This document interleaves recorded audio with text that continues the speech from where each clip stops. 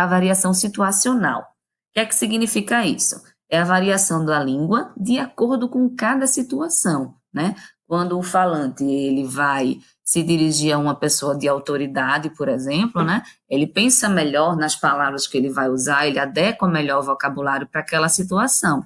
Da mesma forma, como quando ele se relaciona com a pessoa que ele tem intimidade, a forma de falar também vai ser diferente, de uma maneira mais íntima, mais solta, né? Mais espontânea. Então, vamos lá, vamos observar esse texto aqui. Trata-se de um recorte, né, de uma história em quadrinhos aí do Chico Bento. E o título do quadrinho é Bom Português. Aí lá vai o Chico falando. Então, professora, quais são as minhas notas? Como? Olha lá, a sinalização do balãozinho da surpresa, né? Associada à expressão da professora. Quais são minhas notas? Ele repete, né? Aí ela vai lá e corrige. Quais são as minhas notas, Chico? E eu que vou saber? Você também fez prova? Né? Quer dizer, ele entendeu de uma forma diferente a correção que a professora foi fazer. Então, vamos lá. Vamos analisar o seguinte. O personagem Chico Bento, ele fala o português corretamente? O que é que você acha? O que é que você diria? Sim ou não?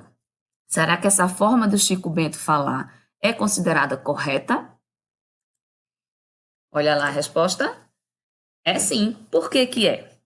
Porque todo falante de um idioma, assim como nós falamos, o Chico ele se comunica com a professora empregando a maneira de falar que ele está acostumado a usar no seu dia a dia. Então, ele fala o português correto para o contexto em que ele vive, né? Vamos lá. E quanto à gramática, ele sabe usá-la? Sim ou não? E aí? Será que ele usa a gramática? Sim, de novo, né? Por que que a gente pode dizer que ele usa a gramática? Porque a gente conhece, na verdade, duas formas de gramática, né? A que ele está perguntando, ele diz respeito a um sistema de regras de funcionamento da língua portuguesa, aquilo que a gente chama de gramática da língua ou internalizada. É aquela gramática que a gente vai aprendendo no falar. Desde a criança, quando ela começa falando, ela consegue perceber algumas normas de uso da língua. Vamos observar a fala aqui do Chico. Ele diz: quais são minhas notas? Né? A gente consegue entender o que ele está falando, não consegue? Então, a comunicação ela é estabelecida. Ele poderia ter dito essa mesma frase de outras maneiras. Por exemplo, minhas notas são quar, ou são quar minhas notas. Então, todas essas formas de falar, a gente consegue perceber o que é que ele estava querendo saber, né? Mas com certeza ele não usaria as palavras numa ordem como esta. Notas são minha quar, né? Por que que ele não usa dessa forma?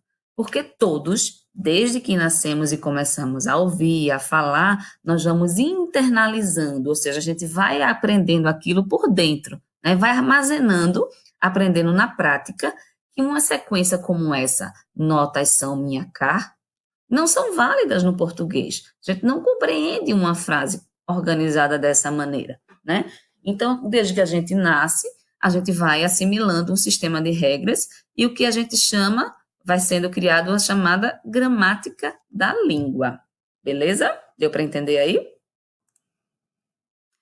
Agora vamos observar a fala da professora. Ela diz: quais são as minhas notas, Chico? Né? Perfeita, né?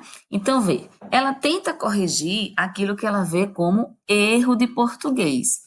Vamos entender melhor. Para considerar que o Chico falou errado, a professora tomou como referência não aquela gramática da língua, que a gente entende e vai aprendendo ela no dia a dia, né? Mas a chamada gramática normativa. O que é a gramática normativa? É aquela gramática que a gente aprende na escola, né?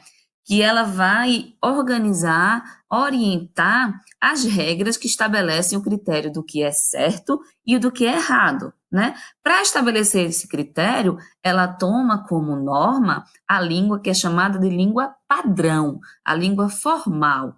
Vamos entender melhor isso. Olha lá o resumão. Existem, portanto, duas gramáticas que podemos conceituar assim. A gramática internalizada é um sistema de regras que constitui a estrutura de funcionamento do idioma e que são assimiladas naturalmente pela prática por todos os falantes. Por outro lado, a gente vai ter a gramática normativa, que ela é uma teoria, né? Ela serve como referência para o uso prático da língua. Então, ela é uma língua que ela é consagrada pelos escritores, pelos juristas, pelos gramáticos, acadêmicos, né? Note que ela é dada como uma língua padrão, mas ela segue digamos assim, um público mais elitizado da nossa sociedade, né? A língua aquela que a gente fala mais espontaneamente, aquela língua da gramática internalizada, ela é muito mais usada no nosso dia a dia, mas o que é tido, né, como padrão é aquela língua dos acadêmicos e dos gramáticos, né, de pessoas da classe social mais elevada. Observem isso, tá? Então, essa gramática normativa, ela vai sistematizar e propor um conjunto de normas e orientações, tanto do falar como do escrever. Beleza?